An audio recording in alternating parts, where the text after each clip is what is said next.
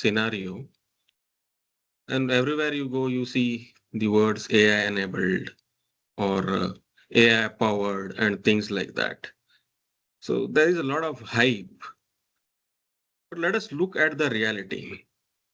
In terms of the evolution of the human civilizations, if you look at the industrial era and the atomic era and all the information era which started with the internet and the present era, we all realize that these four developments in the history of mankind have enabled us as a race to excel as a society. If you look at all the eras and try to assess what actually is more greater than each other, it's very difficult to say so because everything is relevant in the state that we are in today. However, when you look at the present era of the cognitive power, or what is called as the artificial intelligence, as rightly said by Sir Demis Hassabis, you build intelligence and then you let intelligence build everything else. So, this is a transformative event occurring in the civilization of the human race. And definitely, this is going to be a big uh, transformation in the entire human civilization.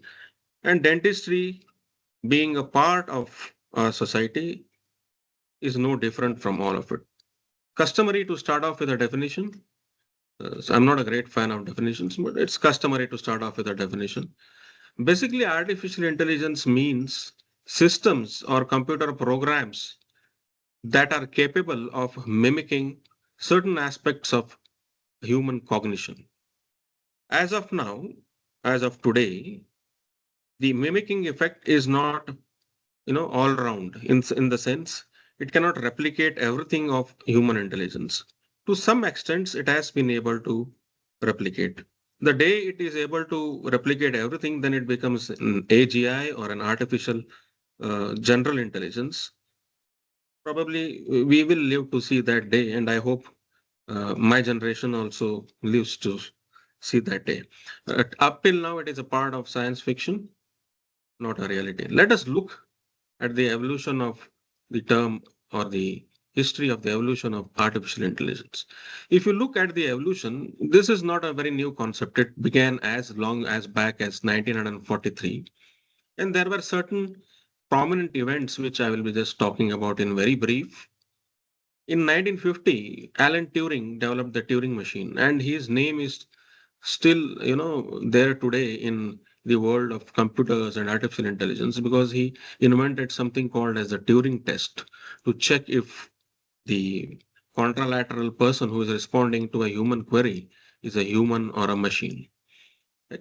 Then the term AI or artificial intelligence was coined by one Dr. John McCarthy, who was a computer scientist at the Dartmouth conference in 1956. Following that, so many events happened, such as the first chatbots and the expert systems way back in 1980. However, the one of the most hyped event happened in 1997, and I do remember reading it in the newspapers. I was in first BDS, I guess, at that point in time, when a machine, the IBM Deep Blue computer, beat the reigning world champion in chess, Gary Kasparov. And this was a very big, news at that point in time, a machine being able to beat a world champion. Then in 2011, IBM's Watson wins a quiz show. That was also a very big event. Following that, so many other things happened. And in 2002, all of us, 22, sorry, all of us know what happened. The ChatGPT boom and everything changed. And today we are here, and we are today in the range of, in the age of agentic AI, or what are called as the AI agents, where you just define the goal and the agent takes all the steps necessary to attain that part of the goal. Right now, we are also in the age of physical AI, wherein the humanoids are able to, come into the physical world and interact with us in a physical manner. You have humanoid robots that can assist for household work, that can, are becoming humanoid soldiers. And even in dentistry, you have completely autonomous, arms which can perform tasks such as crown cutting. They are into development as it. A company called Perceptive has filed for FDA clearance for this, and probably it will take some time, but it's not science fiction anymore. AI is becoming physical as well. That was about general AI. Let us look about the evolution of AI in dentistry as such. If you look at the evolution of AI in dentistry, you can see that as back as 1980, there was the development of an early rule-based expert systems for dental triage. These were, deterministic systems wherein human rules were encoded into the system and the output was strictly based on those rules. For instance, if I give you an example from orthodontics, because I am an orthodontist, if the overjet is 14 millimeters, suggest extraction. The system would look for the overjet. If it is 14 millimeters, it would suggest extractions. Otherwise, it would suggest some alternative treatment plan. This is a rule-based system. If a rule is satisfied, the output is given. In 1995, we had the pattern matching or the initial machine learning for periapical lesion identification, where machine learning is a part of the artificial intelligence, core artificial intelligence. I'll talk about the differences a little bit later. Then in 2010, we had machine learning with feature engineering for bone loss identification for periodontics. Then in 2016, there was a great development with the integration of deep learning, or what are called as the convoluted neural networks, or CNNs, for tooth segmentation on an iOS scan or an intraoral scan, automatic segmentation that happened in 2016. Then in 2019, the FDA clears the first AI-powered caries bone and lesion detection based on deep learning again. And 2021, you have the deep learning algorithms for automatic CBCT analysis and lesion identification and triage on CBCTs. In 2024, and now we have widespread development of generative AI tools. Generative AI is the thing that you see on the internet today, the ChatGPT or the Gemini, and all those things are part of the generative AI, right? So these are now being used for CDS or clinical diagnostic support, which I will be talking about a little while later. So right now we are in the generative era. And of course, machine learning has its own importance because machine learning is more deterministic than the generative AI, which is prone to a lot of drawbacks, which I will talk to you a little later.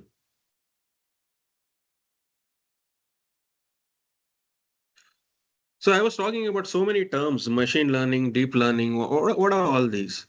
So if you look at artificial intelligence as a big circle, machine learning happens to be a part of it. Okay. The expert systems that I talked to you a little bit earlier are also part of traditional artificial intelligence, but probably nowadays they are not into so much vogue as all the others. So machine learning is a part of artificial intelligence. If you consider the artificial intelligence as the big circle, then you have deep learning, which is a subset of machine learning. Machine learning, there are different kinds, such as k nearest neighbor, such as linear regression and neural networks, etc., etc. So many other things are there in machine learning. In the machine learning, you have something called as neural networks, which are, inspired by the architecture of the human brain. There are different layers of neurons, and deep learning is a kind of machine learning where there are multiple neural layers within the or what they are called as nodes within the system. So deep learning and CNN is a kind of deep learning. I told you about a convoluted neural networks for intraoral scan segmentation, right? Then there is something called as computer vision, which has enabled the models or the computer models or the programs to be able to see the in kind of a eyes for the system, right? Then you have something called as a generative AI. What I told you, Chat GPT and Gemini and everything is a part of generative AI. This is a new development that happened with the birth of, the Chat GPT in 2022.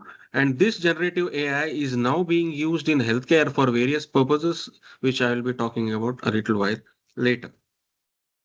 So basically, what does machine learning mean?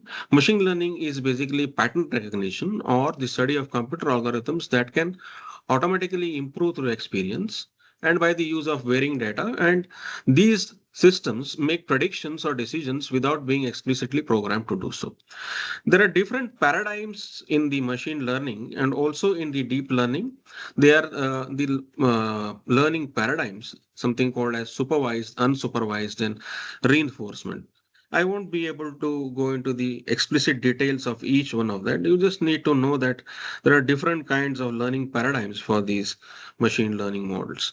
Now, the difference between, I was talking about deep learning a little while earlier, the difference between deep learning and machine learning is that in deep learning, it is a type of machine learning based on neural networks where there are multiple neurons or what are called as nodes in computer language, and the multiple nodes extract features from your given data and make a decision or give an output. So this kind of deep neural networks are very much in vogue in the current CDS systems or the current, these Chat GPT or Gemini or all of this. These are the work of a lot of deep learning algorithms, right? And also the part of generative AI. So if we look at the differences between the traditional machine learning and deep learning, if you look at from the aspect of dentistry, if you have traditional machine learning and you want it to identify caries from a radiograph, you need to first, during the training, what I was talking to you about, the supervised, unsupervised, and the different kinds of learning, that is a part of training. You need to first train the model, right? You need to first teach it how to identify the caries. In that step, in machine learning, you need to give the features or the extract the features manually. What are features? Features are parts of the image or parts of the data which are responsible for the diagnosis. For instance, in an IOPA, the feature for a caries is this radio lucent lucent area that you can see in the crown. So this is a feature, right? In a traditional machine learning, during the training phase, you have to manually extract or manually define these features and then teach the machine the classification, and then it will give the result as caries or healthy in a test sample. Whereas in the deep learning, you do not need to do any feature extraction. You just need to give it the data. It will extract the features on its own. It is more automated in nature. That is the basic difference. Now let us look at the current evolution or the current clinical AI spectrum in dentistry. I told you earlier about the classical AI or what is called as the rule-based system. The rule-based system, which were the expert systems, which started the first, they were the classical AI.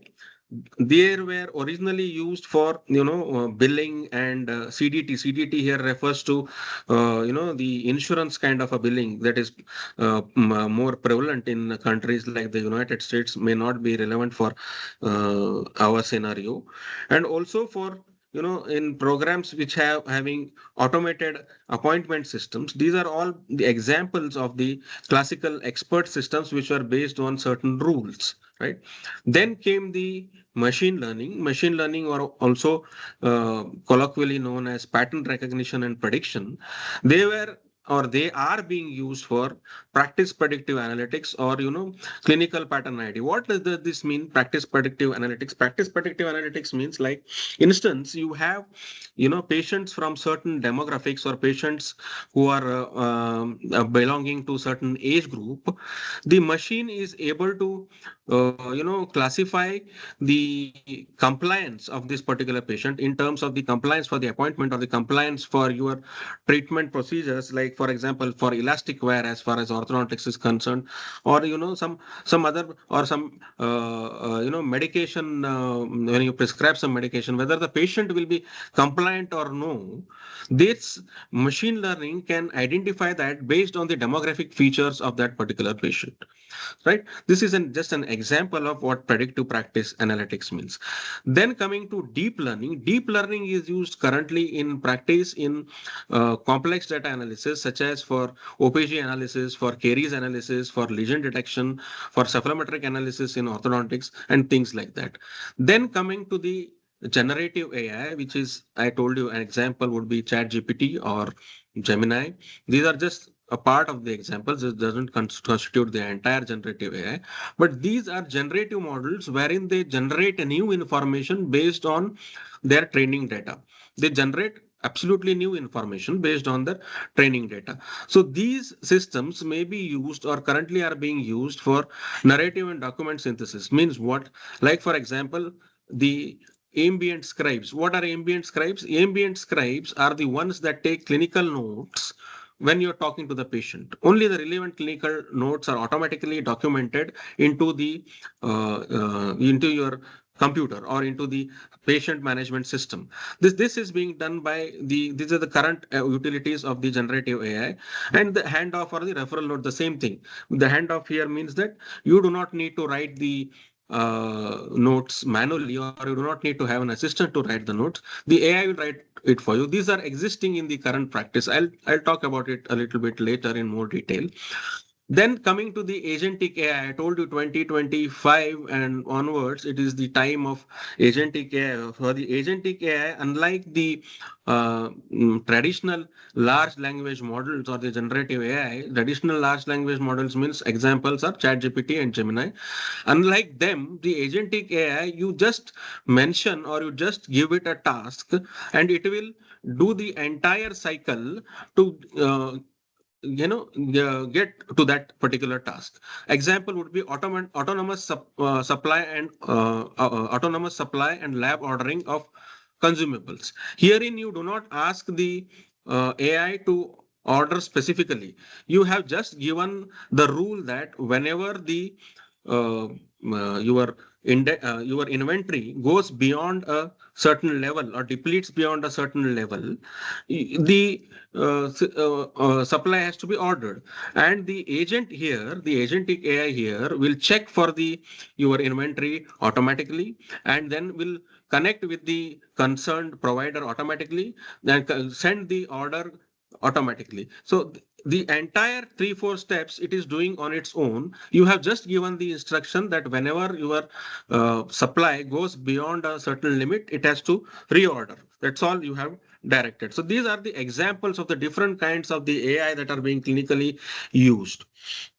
So whenever you are talking about artificial intelligence, or whenever we are talking about artificial intelligence, we have to remember that as the human operator or as the doctor, you are the one who stays in control. You do not hand over the system or the entire decision to the AI. So this is called as what is the termed as the Centaur model. You know what centaurs are, right? If you have looked at Hollywood movies with medieval themes, you can see them, the centaurs there, the half human and the half horse. So that is the centaur. In the centaur model of using the AI, it is imperative that you know that the human remains in charge, or the doctor remains in charge of the final decisions. The AI provides the data or the raw facts. Then it is the DIKW, what is called as the DIKW pyramid, where D stands for the data, which is from the AI, the information, that is the context of the information as to related to which patient or related to which disease. All these contexts have to be provided by the human. Of course, the knowledge from the lived experience or the experience of the doctor cannot be replicated by the AI. That again has to be provided by the human doctor. Then the ultimate or the final apex of the DIKW pyramid, that is the wisdom or the ethics and the empathy. This is all a human construct or a human contribution to this Centaur model of of using the AI, right? So we were talking about large language models, right? So I was talking about your large language models such as ChatGPT and the Gemini or Grok or things like that. Can you use them for dentistry? Yes, you can use them for dentistry. Where all they have been used or they are being used, currently the prime locations or the prime areas they have been or they are being used are in patient communication and care, dental education and training, dental research and innovation, and CDS or the clinical decision support. It is a support or a second opinion. It is not the final decision from the AI, right? It is only a support. So in the patient communication and care, this is a very prime area where things like ChatGPT or Gemini have been used and are being used, and it is the primary area where they should be used for treatment procedure explanations and personalized care instructions and multilingual translations when you have patients who do not speak your mother tongue or who do not speak English. Then patient progress summary. I was talking about the ambient scribes wherein you have the AI which is listening to your conversation with the patient and it will capture only the relevant data, right?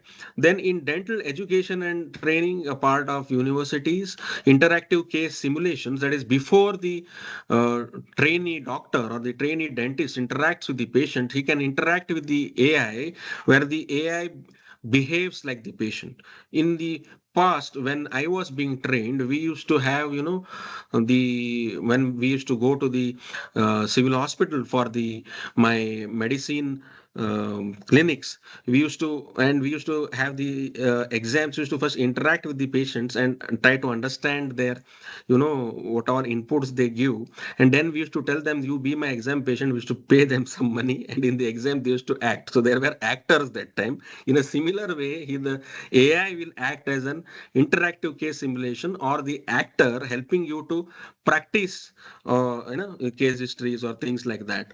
Then you have personalized study paths or personalized tutors from in the form of the AI or Gemini or even whichever model you want to, right? Then creation of automated content or quizzes and dental terminology training and things like that. So you can use it for your education. Then in research and innovation, it can be used from the as an aid. I am telling you again, it is an aid and it is not the full authority to the AI. As an aid for literature review and synthesis, hypothesis generation, academic paper drafting, science communication, etc. But it should be used as an aid. So all these can be covered in detail in a longer class at a different point in time. I'm just giving you a brief overview. Then I was telling you about the CDS or the clinical decision support, right? The CDS or the clinical decision support here refers to the diagnostic assistance or the treatment planning support and the drug interaction checker or the second opinion. It is basically a second opinion. It is not the final decision. The large language models such as Gemini or ChatGPT, other than the concerns regarding the patient data privacy, which is part of the DPDP Act, right? Patient data privacy. Other than that, you have other challenges in that. There is a potential for incorrect treatment advice or bias due to the training data and things like that. Why all these occur? I will talk a bit in the next slide. Let us look at the current state of these generalist large language models. Generalist here means that models like Gemini or Grok or anything else, which are trained on all fields.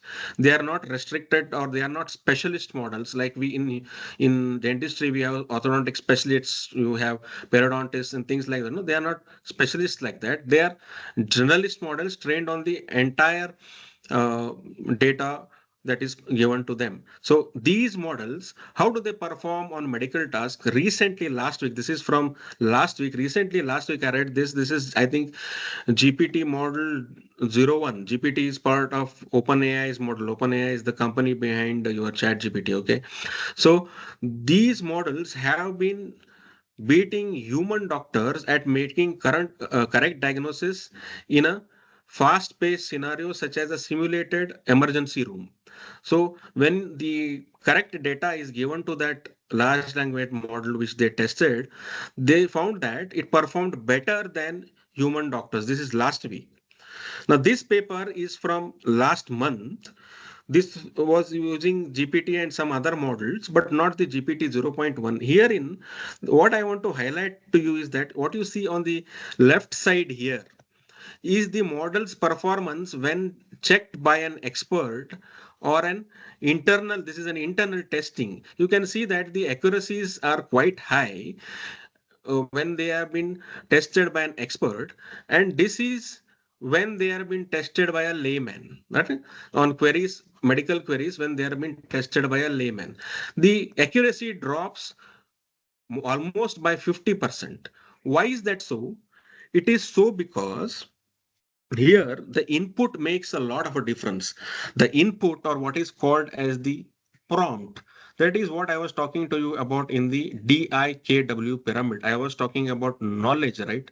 Knowledge here refers to the input that you give to the model in terms of the context, right? The exact context or the exact prompt has to be given in a correct and a detailed manner, which is possible only by a human doctor, right? That is why the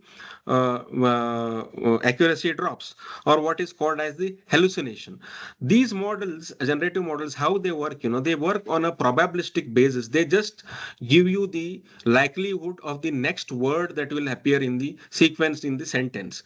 For instance, when you write the prompt, patient presents with, the next word could be fever, gingival fever, whatever it is, right? So the model will predict the next word. You see, if the prompt is patient presents with gingival, gingival, you write only this much. The next word, it may be a tachypnea or a bleeding or a nausea. Anything can be there. It is just a probability given by some probability number or a decimal, right? So this causes the hallucinations in these models, what is called as the hallucinations.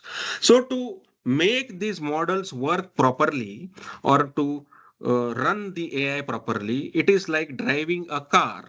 You need to understand how to drive the car properly. That is why you need to undergo a formal AI literacy or an AI training program to understand how to properly run the AI. It is not like doing a Google search. Of course, it is definitely not like that. You have to understand each and every nuance of it. First and foremost, you have to remember that it is a tool and not magic, and it cannot be used in all scenarios. You have to understand which clinical scenarios or which study scenarios you need to use it and where you cannot use it. Understand the strengths and weakness of AI, then understand something about prompt engineering, what I was telling you earlier, the input that you give to the model, that is called as the prompt engineering. And the prompting frameworks, you have different kinds of prompting frameworks. For instance, you have something called as a race kind of a race, it is an acronym, race prompting framework, or you have chain of thought or a chain of density and things like that. Different prompting frameworks are there, so you need to understand all of this and therefore undergo a formal AI literacy program. So other than the general usage of these Gemini and ChatGPT, which we just discussed, what else can it do? What else can it do for doctors or for dentists or the ones who are into practice? The one of the most important things it can do or has done for us is that it is empowering doctors to build their own programs or build their own software or build their own tools based on their custom requirement. What happens with vendor associated tools or the tools that you buy from the software dealers or from the markets, it may or may not suit your practice, and you try to you know adjust your practice around those models. Whereas if you have the power to build your own software, then the situation is totally different. Now, let me just go through what is called as, this thing is called as vibe coding or natural language coding. You need not understand coding, software, nothing. That was the traditional development or the old method wherein you used to contact a developer who is to build the tool for you, and many a times the developer or the software engineer would not understand your actual requirement and what you want, so you would end up buying something from the market which would not suit your need. Whereas in the new vibe coding, you as a domain expert, be it from the medicine, be it from law, or be it from finance, dentistry, whatever it is, you being the domain expert is the right person to know what you require for your practice, for your clinic, or for your hospital, and therefore you decide to build something that suits you. But the only drawback you had for all these years that you did not understand software or you did not understand coding because it was from a different field. But with generative AI, the AI will code for you and you can wipe code whatever is required. Now, I am not talking about fiction here, right? This is not my imagination. These are the success stories. These are real doctors.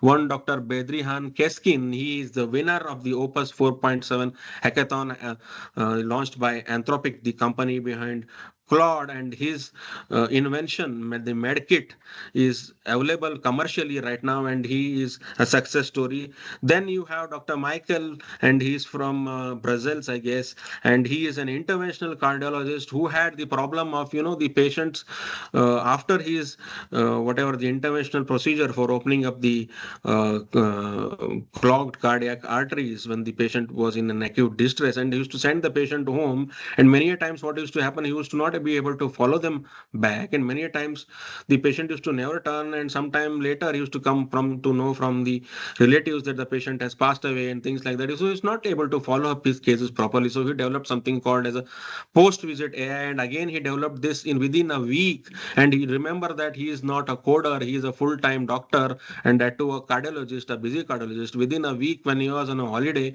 he has coded this on his way in the train, and this is a commercial application now, which is being used by many cardiologists to follow up with their patients. And this is a success story. And success stories are not limited to figures on the internet alone. This is my success story which I have developed. I have showed you only one here. This is one that I developed using vibe coding. No coding at all, just by natural language prompting. This is a vibe coding simulation app. You can find more of my apps on my LinkedIn. I have parked my LinkedIn ID down there. You can look at it there, right? So what to do if you want to build an AI model for your particular use? How to do it? It is, you first identify your problem. Then if it is an hospital or if it is a multidisciplinary problem which requires the association of different specialists, you get the specialists to take inputs from them. Then you acquire your data set. This is for basically for traditional machine learning, not generative model, but it is the basic roadmap. You acquire and curate the data set of whatever the OPG or the cephalogram, whatever it is, based on your case requirement. Then you establish or use the IT infrastructure on the cloud. You establish infrastructure within your space, within your clinic, if you have the power to invest, or you can use a cloud-based infrastructure. Cloud-based infrastructures are now available within India with DPDP compliance, because in when it is a patient data, it becomes a privacy matter. But compliant cloud-based infrastructure is now available within India, so that is not an issue. Develop and select your models. Developing the model today is not a very difficult or an impossible task. It is, you need some learning curve. Again, you need to go some formal education through a structured program that is there, but you can develop your own machine learning models also. And of course, the generative models are now available on the internet with proper guidelines and the proper understanding of how to drive the car that I talked to you earlier. You can build your own generative AI models or customize the generative AI models for your need, then validate the AI performance on the dental tasks. For some time, you look at the outputs, whether it suits you or doesn't suit you. And if at all you want to market it and sell it to other dentists or your other friends, then you take regulatory approval from the concerned regulatory body so as to you can market it, right? In India, getting a regulatory approval is very difficult, but if you have the choice and want to, venture into a commercial mode, you can still do it and then deploy it clinically and monitor it and optimize the experience, right? So if you look at the conceptual hyper cycle of the artificial intelligence in general dentistry, this is an adaptation that I have done with the help of I use Gemini mostly. This is drawn with Gemini. Of course, the inputs are mine, and these are high level prompts which have led to this kind of a model. I'll explain to you what this means, right? Whenever there is, I was talking about hype of AI in the beginning, right? With any technology, whenever a new technology comes into the market, it is always hyped. There is a lot of hype in the market. That is the innovation trigger, which is suggesting the hype and the peak of the inflated expectations. Then after some time, or after some efforts, and whenever people start using that technology, they realize that it is not applicable everywhere, and there is some kind of a disillusionment or disappointment with the technology that is represented by the trough of disillusionment. Then you have a slope of enlightenment, which means that you understand where to use the technology and where not to use the technology. That you'll understand when you undergo a formal training, like to use what and what not to use where, right? And then when you understand that, you have a plateau of productivity where you can actually use those AI into your practice and have productivity in terms of increased time for your patients, and decreased costs, and all such benefits can then be reaped. So if you look at the current technologies that, or the current the AI that is being pushed into the market or being developed, I talked about the different phases, right? You can see that, and these codes here, color codes here, refer to the technology which is right now available. That is, white is less than 2 years, these are whites here. And then a light blue is 2 to 5 years, and the dark blue is 5 to 10 years, and the more darker is more than 10 years. And the X or the cross here means it is something that cannot be used like that for that purpose. For instance, diagnostic chatbots for complex cases, they cannot be it is a myth. It is not possible with the current level of AI technology that we have at our hand. Now, for instance, if you look at the generative AI for personalized smile designing, we do not have it right now, but within 2 to 5 years, it will be there. What is available right now? AI integrated electronic dental health records, then automated dental insurance schemes, and things like that. Whatever is there in white. So, do you understand this? This is something called as a Gartner's hype cycle. This does not exist for dentistry. It is there for medicine. This was published in 2023. I have readapted it and designed this with the help of Gemini. So, why do you need to go through a formal program of learning about AI in dentistry? What is the need? What will you benefit out of it? The first and foremost thing is that you will get diagnostic precision, or an increased precision in many of your cases.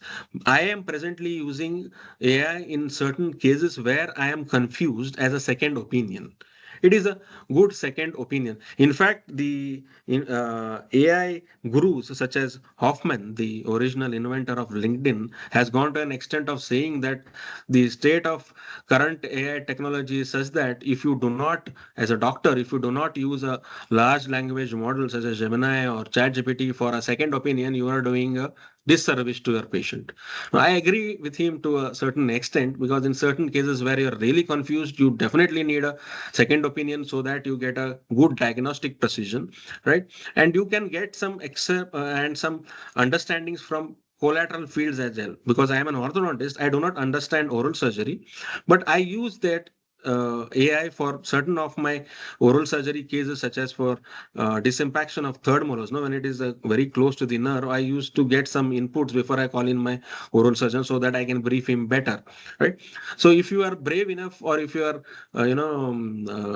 wanting to do the cases yourself, you can take inputs from the AI and do cross disciplinary cases also, not beyond dentistry. I do not recommend that, because then that becomes a regulatory issue.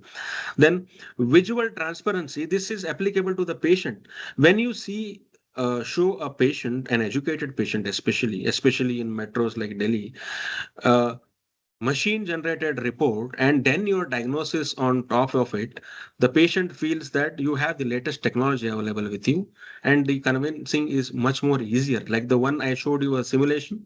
If you show a patient a simulation, the conversion rates are definitely higher than when you talk about imaginary treatment protocols. That is the mentality of the patients. It is the mentality of every human being. When you go to buy something, if you actually see the product, will you be more happy or more inclined to buying it, or will you be more inclined when the shopkeeper is telling you some imaginary things that he has to order it and it will be like this, like that? No, no. When you actually see the outcome, you will be more convinced and inclined to buy it or make a decision. Same with the patients, right? So then you get workflow sovereignty, that is everything. You build your custom software applications, I told you. So everything is sovereign based within your clinic. You do not need to rely on a third party software developer or some other provider or some other company, right? Then what happens is you need to do all of this ethically. Ethically meaning you have to understand the critical appraisal to avoid de-skilling, because the recent research indicates that over reliance on AI reduces human cognitive ability. So this has to not to happen. To allow you or to understand why and how this should be stopped from happening, de-skilling should not happen, and you should only do a critical appraisal and then go on to the AI learning. You have to go undergo a formal program. So literacy was the ultimate barrier till now, but you have courses like this where you can become AI literate, and you can how to do it. How to do it? First, you need to learn the basics, that AI fundamentals. Then you integrate it into your clinical practice using the Centaur model that I just talked about. Then you go for your administrative automation, such as the AI scribes, right? And even the automatic scheduling of appointments and things like that. And then you can go for the custom deployment of your own applications that you can develop from your using the vibe coding. So the $1 million question that everybody asks or is asking right now, especially with the lot of layoffs asking in the tech industry, and I was also asked this in one of my full day workshops, which I conducted recently. If everything AI will do, then should we, or how long is it till dentists are also laid off? I mean, there are companies like Perceptive, what I told you a little while earlier, they are into the automated crown cutting and things like that. They are into regulatory approval. They may come in anytime, and maybe within my lifetime also, I may see automated dentistry. But that is a different question. What you can do right now is that there are many people who say that an AI will not take over the job of the dentist or the doctor. A doctor who knows AI will excel more than a doctor who does not do the upskilling and learn AI. Why? Because he will be able to save more time for his patients, and he will be able to have a better understanding of the current dental landscape or the current practice landscape. And just as in the cartoon you see on your right hand side, you may probably be defeated by even a less talented individual or a less talented doctor who is conversant with the current AI landscape. Why? Because he can automate everything, not automate everything. He can, uh, schedule his appointments automatically. Administrative tasks can be automated fully. Administrative tasks can be automated fully and save more time for himself so that he can give more time to his patients. That was it from my side. Thank you for a patient listening. I hope I could drive in the importance of learning artificial intelligence through a structured program. Thank you so much.